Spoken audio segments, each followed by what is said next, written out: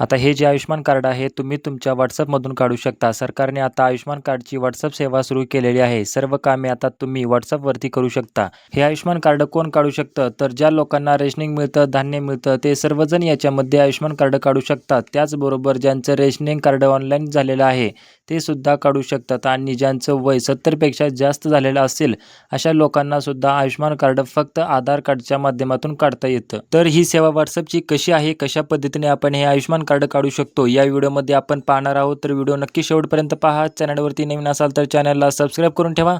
अशाच महत्त्वपूर्ण व्हिडिओज तुम्हाला मिळत राहतील. चला तर मग व्हिडिओ सुरू करूयात. सर्वात अगोदर तुमच्या मोबाईलमध्ये 7290823838 हा जो नंबर आहे तो सेव्ह करून ठेवायचा आहे. त्यानंतर WhatsAppला येऊन इथे हाय मेसेज टाकायचा आहे. तुम्हाला सगळी माहिती येईल. आता तुमची जी लँग्वेज असेल ती तुम्ही सिलेक्ट करू शकता. लँग्वेज सिलेक्ट केल्यानंतर तुम्ही खाली पाहू शकता एवढ्या सर्व्हिसेस तुम्हाला इथे दिसतील. त्यानंतर खाली चूज सर्व्हिस या बटनावरती क्लिक करायचे आहे. त्यानंतर इथे चूज युअर सर्व्हिस वरती पाहू शकता भरपूर अशा सर्व्हिसेस आहेत म्हणजे तुम्ही पात्र आहात का नाही ते, तसेच एलिजिबिलिटी, वॉलेट बॅलेन्स किती आहे, ट्रीटमेंट हिस्ट्री असेल, हॉस्पिटल शोधायचं असेल किंवा माय आयुष्यमान कार्ड म्हणजे आयुष्यमान कार्डच्या सर्व्हिसेस सर्व असतील.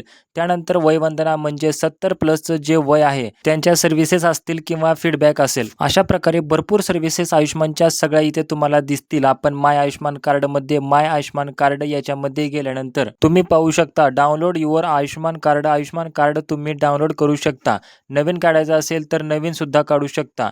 अप्लाय फॉर PMJY कार्डवरती क्लिक करून त्यानंतर KYC करायचे असेल, काही चुकले असेल ते सुद्धा दुरुस्त करू शकता किंवा आधार कार्ड तुमच्या आयुष्यमानला लिंक करायचं असेल तर ते सुद्धा करू शकता.